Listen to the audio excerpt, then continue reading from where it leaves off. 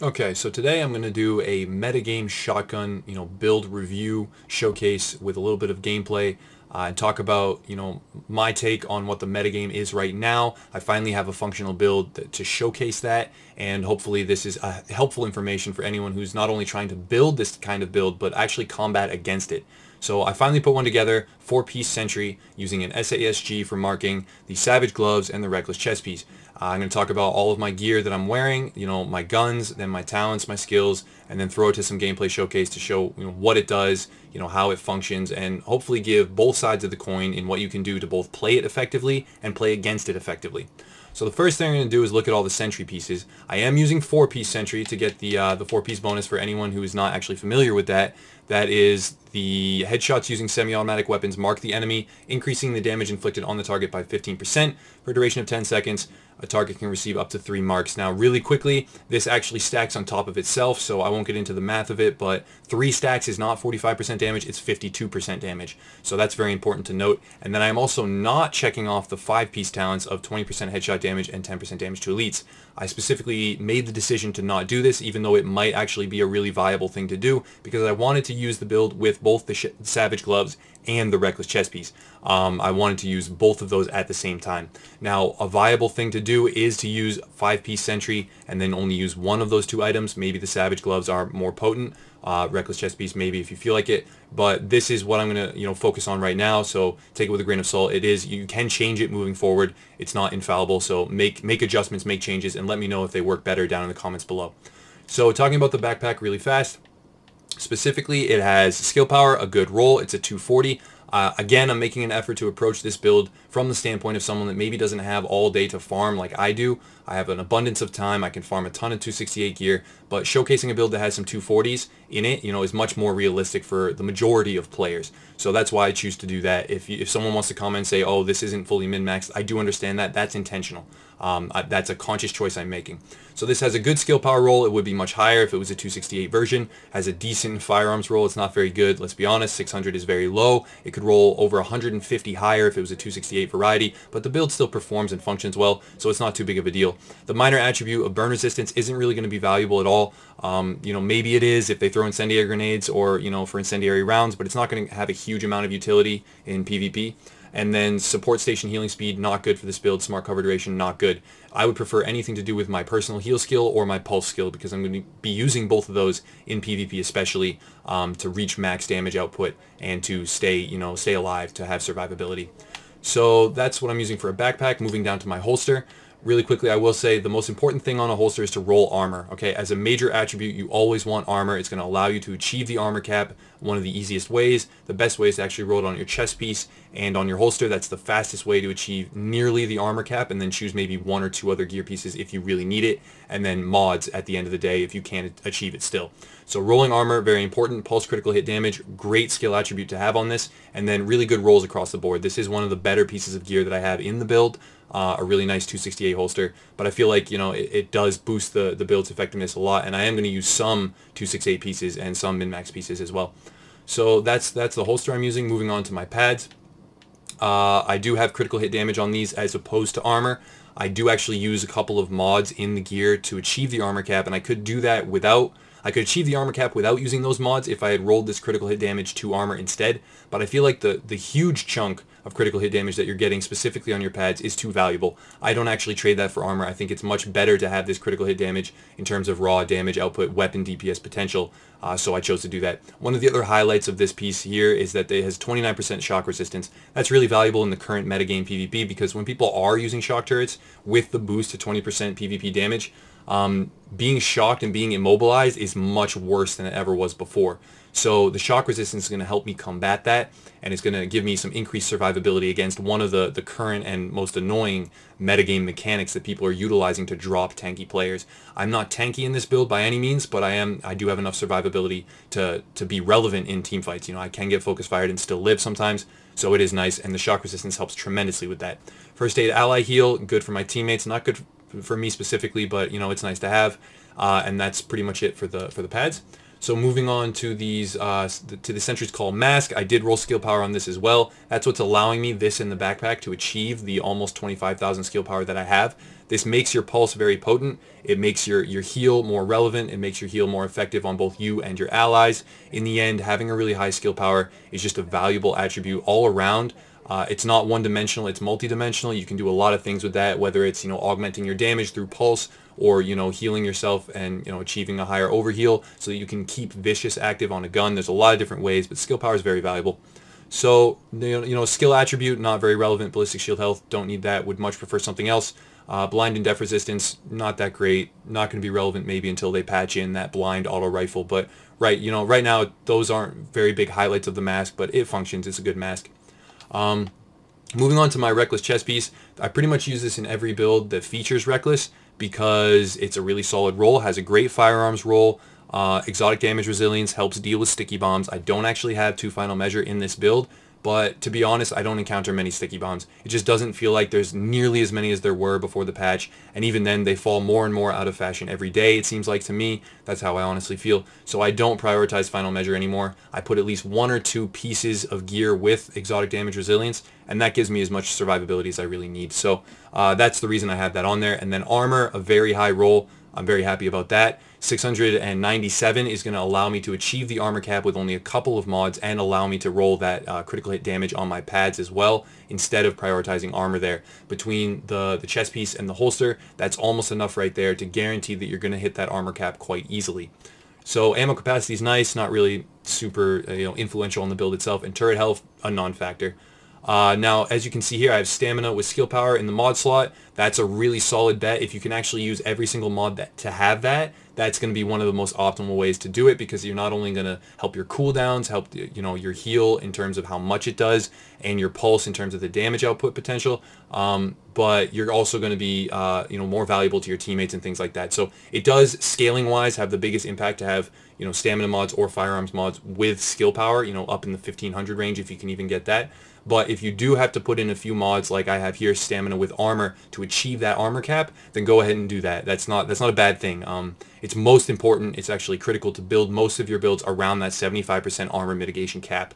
That is, really critical in the metagame right now to survive anything at all. If you have less than that, I mean, maybe 0.1 is fine, but if you have down at 70%, you're actually going to have a noticeable increase to the amount of damage that you take, and it's going to negatively impact your playing in a really, really bad way.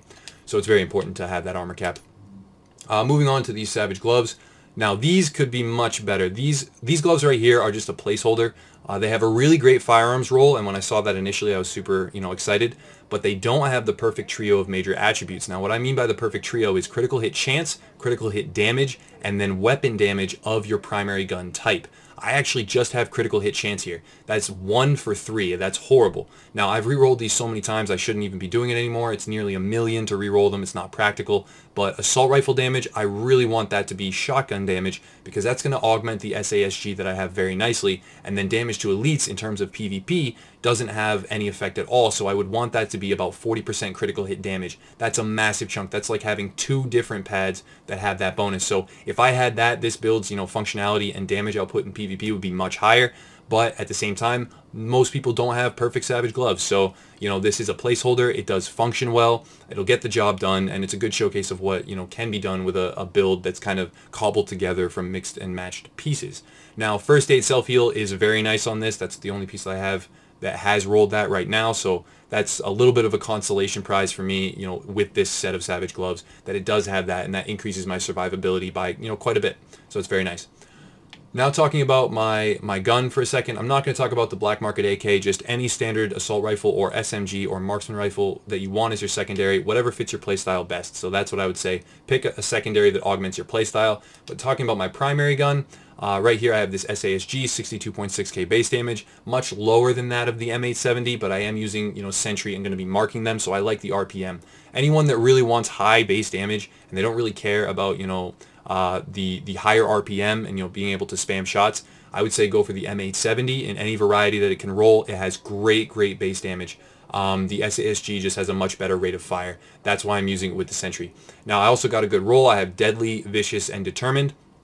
I would much prefer Determined to be anything to do with weapon percent damage. Responsive, competent, anything like that would be much better, because weapon percent damage on top of an already very high base damage of that weapon type, for instance shotguns, is going to be even more effective. It's going to compound on top of itself to be much more valuable. So I would prefer this to be something else, but I am going to get some use out of Determined. It is, valuable, killing a target, getting that decreased cooldowns. I can pop my heal more often and my pulse, so I do get use out of this. But again, there's a lot of different min-maxing methods and different gear that you could use, which is going to up the damage output of this build. There's a reason that this is taking over the Dark Zone as the meta build. Shotguns, I should say. Not this particular gear set combo, but using Sentry and a shotgun, or Savage and Alpha Bridge with a shotgun. I'll be doing another build on that later on.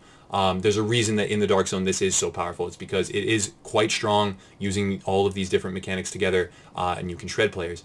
So that's my gun. I'm going to talk about my abilities real quick. I have Tactical Scanner Pulse. That's just to boost my overall DPS, burst potential, all that stuff. I would really recommend having this, especially if augmented by some gear pieces that have, pulse critical hit damage or pulse duration, things like that. And then I have Heal with Overdose. I'm always going to be running Heal, either Booster Shot or Heal with Overdose, because I need some survivability. The NPCs hit way too hard, there's way too many of them, and you definitely need a personal heal. If you really have a good squad, you can put something else in over this if they're going to be healing you, but I would say from any average player is going to want to have their own personal heal. I know I love it. It saves me in so many different situations from dying, so something that's very important for this build. And then I personally use Tactical Link. I kind of subscribe to the mindset that the best damage in this game is unexpected damage, and a lot of times, everyone's going to be using Survivor Link, so if they're not using Survivor Link, they might be using Tactical, but that's very rare, and I feel like a lot of people aren't going to expect it. So when you pop Tactical Link with an already very high damage build and then unload a couple of rounds, you're going to see that you can actually one-shot, two-shot people, and they're not expecting it, so it allows you to kill them before they can heal.